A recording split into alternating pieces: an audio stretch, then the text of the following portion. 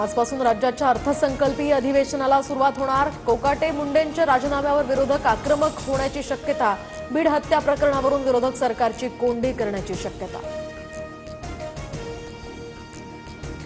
विरोधी पक्षनेता निवडीसंदर्भात विधानसभा नियमात विशिष्ट तरतूद नाही। विधिमंडळाच्या उत्तरानं ठाकरे गटाचा विरोधी पक्षनेतेपदाचा मार्ग मोकळा।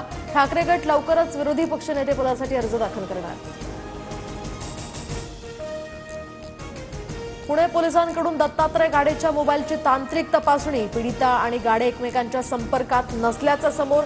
गाडीविरुद्ध पुरावे गोळा करण्याचं सध्या काम सुरू। पुणे अत्याचार प्रकरणातील आरोपी दत्ता गाडेची पीडितेला जीवे मारण्याची धमकी। तर काय करायचं ते कर पण जिवंत सोड, पीडितेची दत्ताकडे याचना। पोलिसांच्या तपासात धक्कादायक माहिती समोर। केंद्रीय मंत्री रक्षा खडसेंच्या मुलीची छेड काढणाऱ्या 7 पैकी 4 आरोपींना अटक। तर फरार 3 आरोपींचा पोलिसांकडून शोध सुरू। पोक्सो अंतर्गत 6 टवाळखोरांविरोधात गुन्हा। आरोपींमध्ये 1 अल्पवयीन। महादेव मुंडेंच्या पत्नी ज्ञानेश्वरी मुंडे यांचा प्रशासनाला दिलेला अल्टिमेटम संपला। तर आजपासून आमरण उपोषणाला बसणार। तर 16 महिन्यांपासून महादेव मुंडेंची हत्या, मात्र अद्यापही आरोपी फरारच। मुंबईकरांसाठी मार्च महिना असह्य उकाड्याचा। मार्च ते मे दरम्यान तापमान सरासरीपेक्षा अधिक राहण्याचा अंदाज।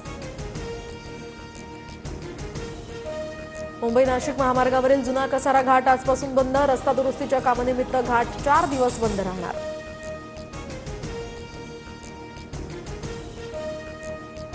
पुण्यात घरांच्या विक्रीला गरगर। गेल्या वर्षीच्या तुलनेत व्यवहारांमध्ये 8% घट। 25 लाख ते 1 कोटी रुपये किमतींपर्यंतच्या घरांच्या विक्रीत घट।